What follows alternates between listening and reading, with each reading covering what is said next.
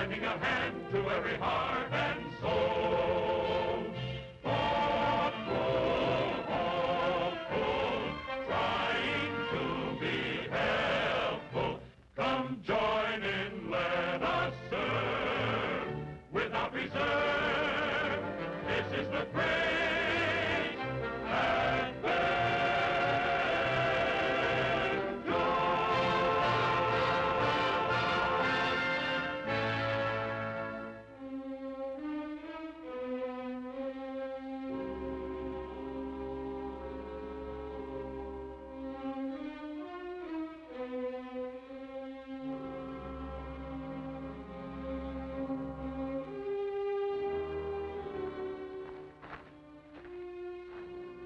Where does the story start? Well, that depends on who's telling it, I suppose. So if nobody minds, I'll start my part of it where it started for me. It was the time of the occupation. In my country, we had learned to keep our eyes open and our mouths shut. I was proud when some of our leading landsmen made me their lookout.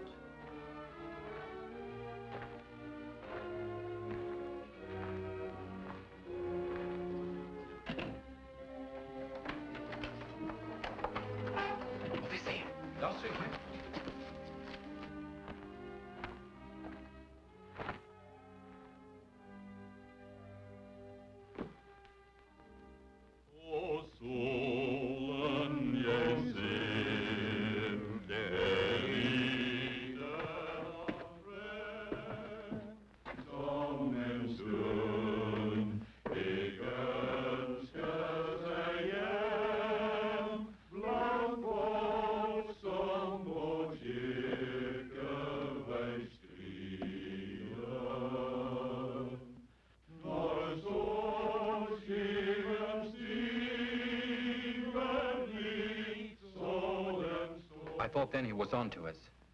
Reapin Singing Society. It was our little joke on the invaders. The reapin is a bird that doesn't sing.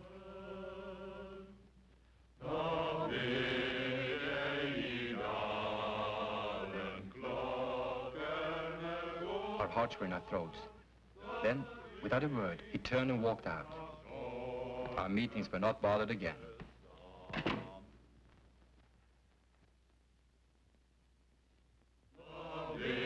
Much later we learned, back home he was a Rotarian. He had guessed, as no doubt you have by now, that the Reapin Singing Society was in reality the weekly meeting of my town's Rotary Club. But that was some years ago. The same club today is sponsoring my year's study over here. That's interesting. Fine, Yeah. I gotta hand it to you, blokes. You had it rough. Well, I guess nobody was having a picnic. Dear, Yes. Larry's here. Oh, hi, Doc. Fine. Hope I'm not interrupting anything. No, you're not interrupting a thing. Oh, I want you to meet some people in, Mina Chowdhury, this is Mr. Matheson. Miss Chowdhury? Larry runs the music shop down on Main Street. Namaste, Mr. Matheson. And this is Mario de Castelvira. Delighted to meet you. How do you do? And here we have Angus McLaren. Angus? Water, I got him to wear his kilts today. It was not difficult. Nice to know you. And this is Gunnar Hansen. Gunnar? I'm sorry you missed his story. Well, so am I. And this is Don Cheadle. Don, Nice to meet you. Nice to know you. And this is Ty Gonzaki. Happy to meet you. Oh, happy to meet you, too. Ty has just come to this country. You see, they all attend school around here except Angus and Don. Angus attends a Canadian university, and Don is on his way home to Australia after studying in Germany. Oh, exchange students. Well, in a way, yes, except that these are Rotary Foundation fellows. There's a difference? Oh, yes, quite a difference. You see, each one of these young people was sponsored for the Rotary Foundation Fellowship for advanced study by the Rotary Club in his or her hometown, whether it's... Calcutta. Sao Paulo? Osaka. and so on and so on. They come from all over the world, the same as clubs in this country sponsor students to study in other countries. Now, when I've got a new item here for my trophy collection. Mario brought me a Brazilian lasso. Well, what's it made of? Braided cowhide. He's going to teach me to twirl it. You know what gets me? They all speak such good English. Well, that's one of the requirements. They must first have a working knowledge of the language of the country they want to study. And wherever they go, a Rotary Club there looks after them. I'm beginning to see the difference. Education is important, but there is more to it than that. We invite these young people into our homes. We get close to them. We want our students to get an intimate knowledge of the country where they study, a sympathetic understanding of its people. That's wonderful.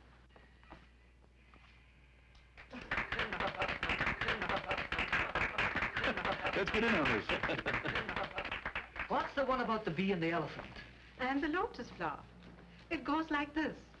Once upon a time, there was a little bee roaming near the lake. In this lake was a beautiful lotus flower. Coming to the lake to drink water was a deer. In the water was a fish.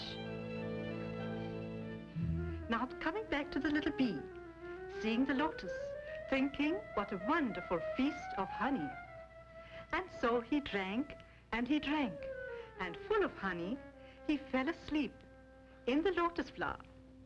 Suddenly, an elephant came to the lake to drink water. And while drinking, swallowed the lotus and the bee. That's the end of the little bee. One more, come on, one more. Oh, very well. One more for our host. A true story. My country, like yours, has its good and bad. We have some of the most beautiful buildings in the world and wonderful cities of beauty, commerce, and culture. But unhappily, we also have places pitifully poor. Near where I live is a village.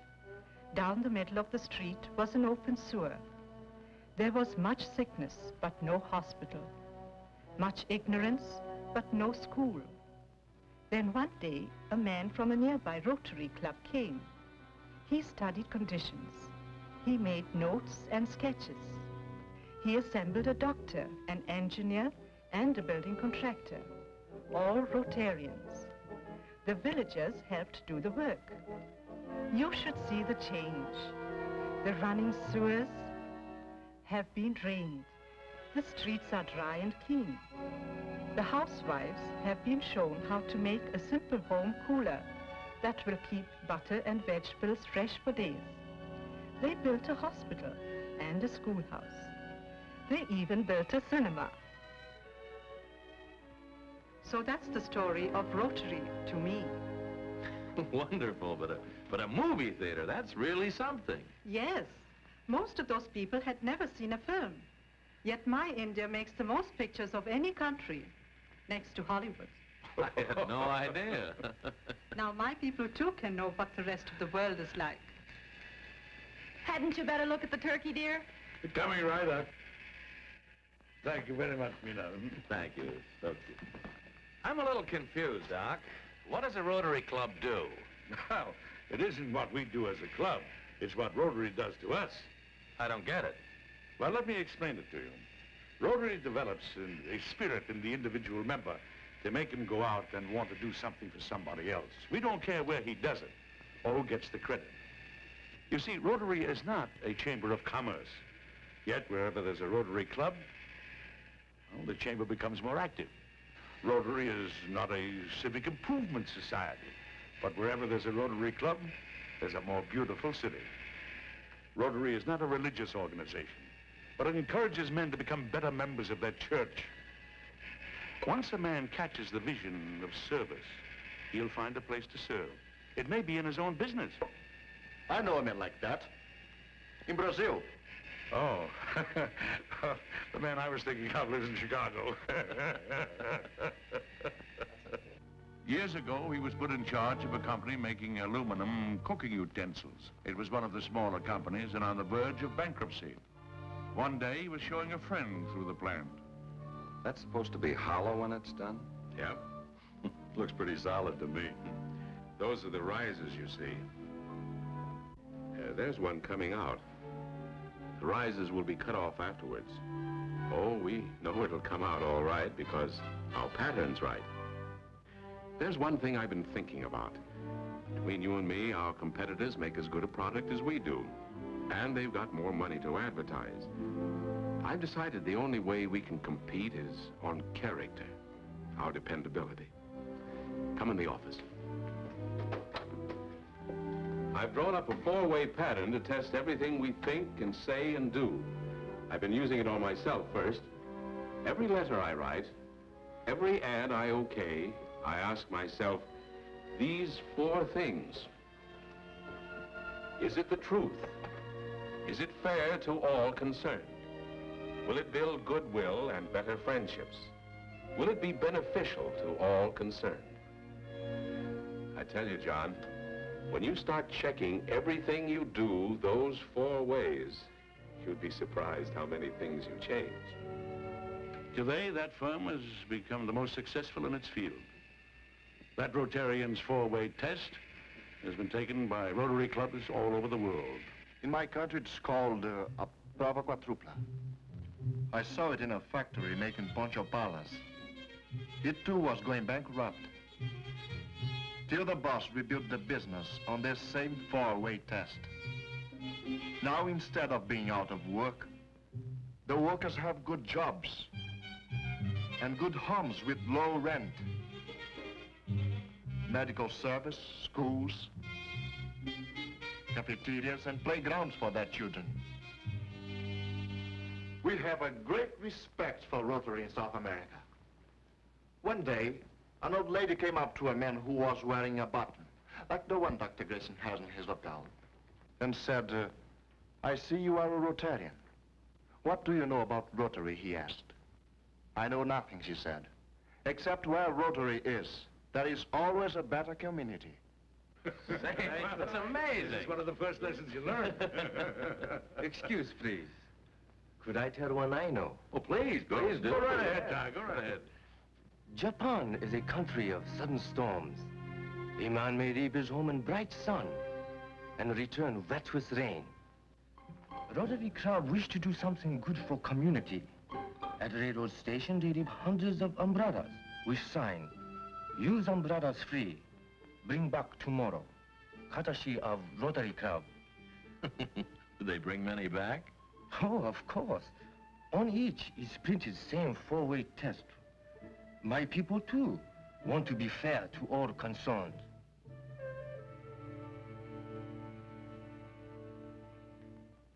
We hang the rules in our stores. We teach them in our schools. Yes, but to print them on umbrellas, that really takes the cake, eh, Larry? You know something, Doc? I've got to revise some of my pet thinking. No offense, fellas, but I've more or less pitied people in other countries. So provincial. But I guess I'm the one that's provincial. I never dreamed of all these things going on in the world. I know what you mean. I felt exactly the same way the year I attended the International Assembly. International Assembly, you mean the United Nations? No, not the United Nations. The Rotary International. Although it looks like a meeting of the General Assembly. We use the same translation system through earphones.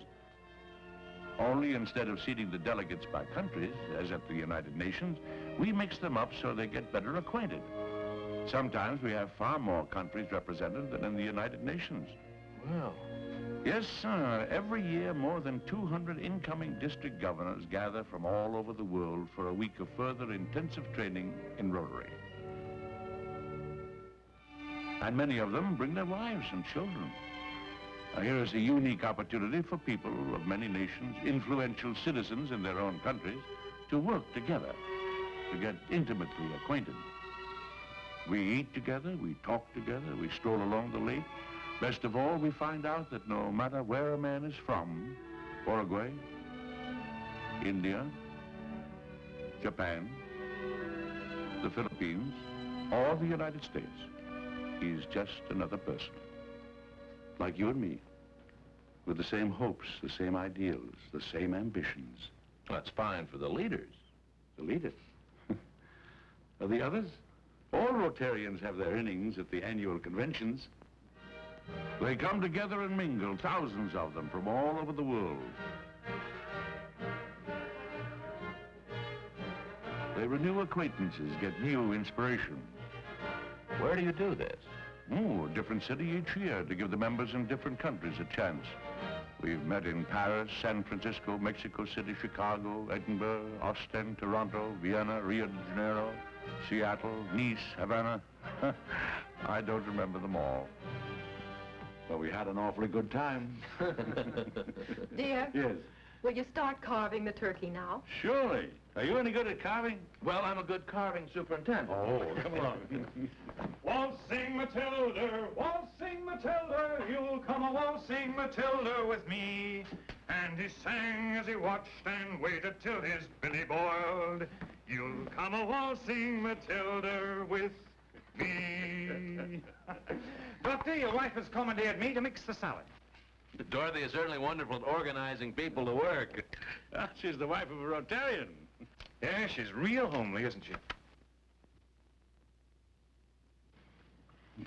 That's his peculiar way of saying she's real homey. Yeah, and she makes everyone else feel at home. You know, this reminds me of something our Prime Minister once said. Australia, he said, is like a big bowl. It's so big and empty. Of course, it's difficult for you to visualize in this country where people and even towns are crowded together. But we live in bunches, mostly around the rim of Australia. The whole center part is empty. Nothing much there but kangaroos. Oh, it's a bonza country, as some DPs are discovering. It's a beaut spot for spine bashing. But DPs are shy, too, like the roos. It isn't quite so simple mixing strangers like a salad. It's no fun being a displaced person. And some people didn't exactly rush to welcome them. And then one of the Rotary clubs, oh, Essendon, I think it was, got the idea to call these refugees New Australians. Everybody liked that, and they made it official. And then all Australians were eager to welcome them. You know, it's amazing the difference that one man's idea made in the lives of so many people. I'm continually struck by the fact that Rotary means something different to everybody here. Was it supposed to be like that? Yes. How did Rotary get started? Well, to understand that, you'd have to know what the world was like in 1905. People lived more to themselves. There weren't so many ways of communication and transportation. A young lawyer in Chicago by the name of Paul Harris, alone in a big city, being a friendly soul, wanted to make new friends. He thought maybe others might feel the same. Why not find out? And while he was at it, why not pick out leaders of different businesses? That way each would get to know more about other trades besides their own. He called on a coal dealer.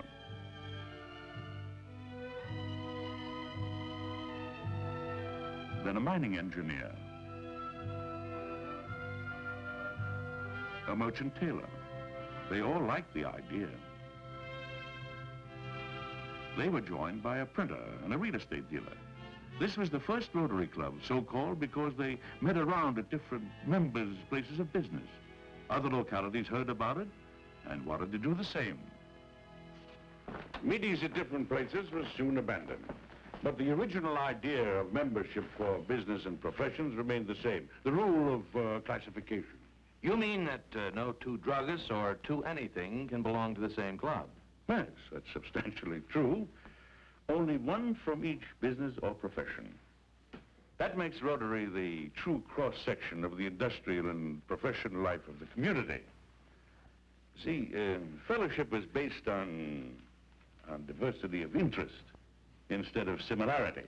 Doesn't that keep a lot of good men out? Yes, but all good men are not in Rotary. You know, a lot of them belong to other clubs like the Kiwanis, the Lions, the Exchange, and so forth. Oh, I see. You're competitors. Oh, no, we're not competitors. But Rotary welcomes and applauds every one of them. You know, there's a lot of service to be done in this little old world of ours. By every one of us. Why haven't I heard about this before? Oh, we don't broadcast these things. We frequently work with somebody else. And they deserve as much credit as we do. Like how? Well, for instance, there are 6 Boy Scout troops in our town. There's the Y Troop, there's the St. Patrick's Troop, the Odd Fellows Troop, the Baptist Troop, the Civitan Clubs, and Rotaries. We actually only sponsor one of them. But the Odd Fellows and the Baptists all were sparked by the Rotarians who belong there. Oh, I see. You know, there are many individuals who do things that even the members of their own clubs don't know anything about.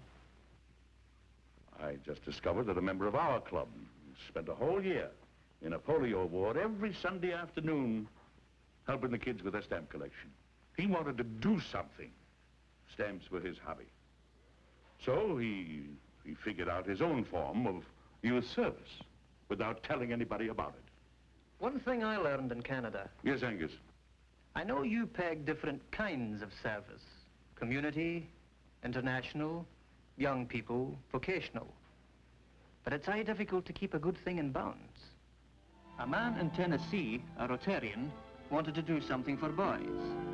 The thing he knew best was forestry. So he proposed his club help him organize junior foresters. It was not only wonderful youth service, it turned out to be first-rate community service. It saved a lot of valuable trees and helped soil conservation. But that's no all. The story was written up in the Rotarian magazine. 250,000 copies went round the world. One of them landed in a displaced persons camp. Formerly, 7 of the refugees were Rotarians from Czechoslovakia. They met every week and put on programs to keep Rotary alive. This day, the forestry article was the program. For one of the prisoners, it was a new hope. He wrote the Rotarian in Tennessee, said he had lost everything. If he ever got out of the camp alive, his greatest desire was to get to the new world and start over. Did he ever get out? Ah, he did that. The forestry man tried to get him into the United States, but the quota was full. So he wrote to a Rotarian in Canada. There, foresters were needed, and that Rotarian paved the way to the new world. That's where I met him and heard the tale. So what started out as youth service in a small town in Tennessee spread out through community service to vocational service till it ended up in international service. As Robbie Burns once said, you cannot tell when you toss a pebble how far the waves you start are like to go. I wonder... You wonder what? Thank you, Angus. Thank you. Will you excuse us? Oh, what's on your mind? Well, I'm not sure. Maybe I'm crazy, but I just got a wild idea. Yeah? You see, I've collected quite a stock of used instruments, old rentals, trade-ins, good enough to be used, but not good enough to sell as new. So? You've been reading about the North Side, folks complaining about the boys hanging around the street corners. Yes. Now, if someone would organize them into a band or something, get them interested in music, takes hours of practice and band rehearsals, and you can't do that on a street corner. That's true. It's an old problem. I know a bunch of boys, not really bad, but not really good.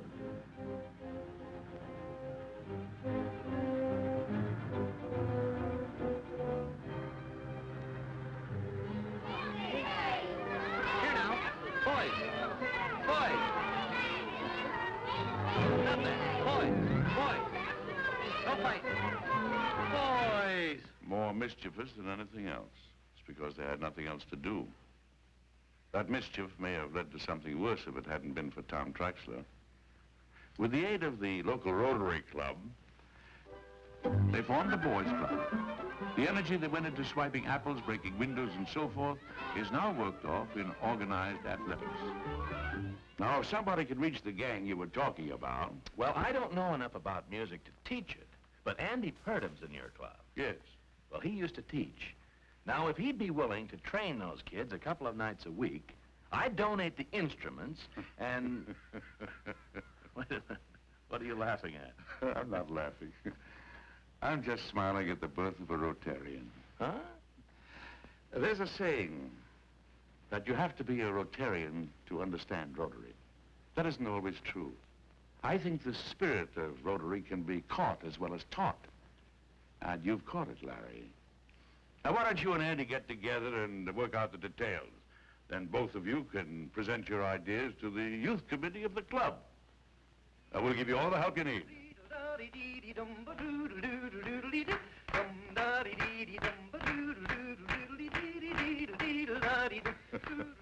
Angus is explaining the Highland Fling.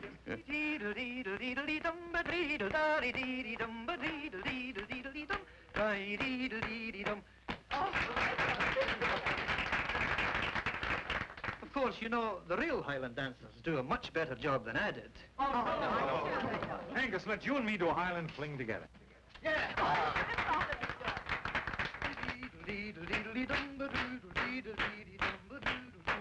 You know, Larry, there's hope in action.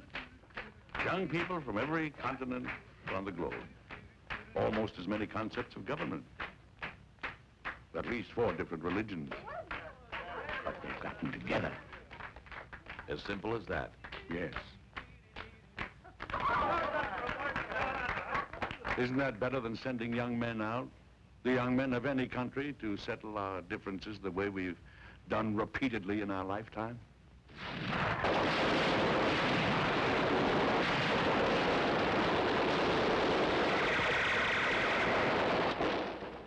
The greatest single blessing the human heart can know on this earth is world peace. Of course, that's only a handful. Would you like some community singing? Oh, yes. Do you know The Great Adventure? Of course. Come on, let's sing it. Multiply this scene. Now let's try. And it is being multiplied in countries the world around. Multiply it often enough, Larry, and you've done it. Meanwhile, more than 400,000 Rotarians in more than 8,000 towns around the world have accepted the principle of individual responsibility and dedicated themselves to creating a better world. In the words of our motto, service above self. He profits most who serves best. To us, that is the great adventure. There is great satisfaction doing what they do. Forward on they go, for they're sure they know the future will be bright. He profits most who serves the best, for there's power in the right. They're men of Rotary, men who believe they will achieve their goal. They're one big family, lending a hand to every heart and soul. Hopeful, hopeful, trying to be helpful. Come join in, let us serve without reserve. This is the great